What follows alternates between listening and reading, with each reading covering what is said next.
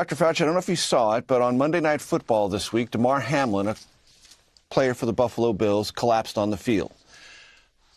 You're not an NFL expert, and you're not an expert on any cardiovascular issues the player might have had. But what I want to ask you about, Dr. Fauci, is, as I want to do in moments like that, I kept an eye on Twitter. And I can't tell you exactly how many minutes transpired, but it was less than 20 before people on Twitter began to say, well, clearly the vaccine caused his seizure. Right. And that had a multiplier effect on Twitter, as these things tend to do.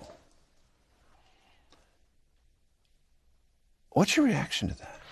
Well, my reaction is one of concern about... Isn't it horror? Borderline? More than concern? Yeah, it's horror that misinformation and disinformation, when you have a platform like social media that exponentially spreads in its best form, proper and important and value-added information can spread, which is good. Yes.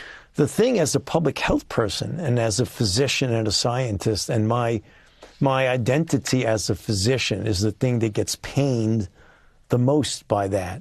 Because what that means, Major, is that yet again another conspiracy theory, complete nonsense, is going to have some people make a decision for themselves and their family not to get vaccinated, which may cost them their lives.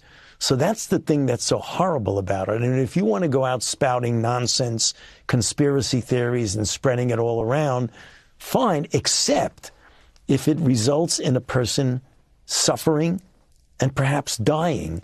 And that's what happens when disinformation disincentivizes people to get proper interventions for a threat like a pandemic. And in some of these instances, as you well know, Dr. Fauci, there is some shred of evidence myocarditis was related to vaccines. It is a heart issue. I'm not a doctor. You are. That's a shred of evidence. A very small shred, right.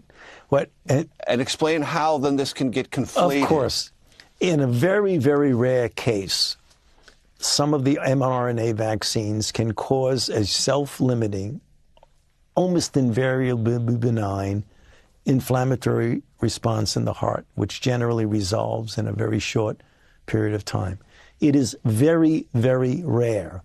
When you compare that with the negative effects on the heart by myocarditis or pericarditis, which is inflammation of either the heart muscle or the covering of the heart, and heart failure and heart medical problems, overwhelmingly COVID itself causes that in a dramatically higher rate than the relatively benign, mild myocarditis that you might have with a vaccine, which is very, very rare. So that little thread of proof is that is it possible that he was vaccinated? And the fact is, someone came out, and I just read this, I haven't validated it, but I've read that some physician came out and made the incorrect statement that he had just vaccinated this football player a week earlier to add to the conspiracy that he was recently vaccinated and therefore that's why he collapsed on the field.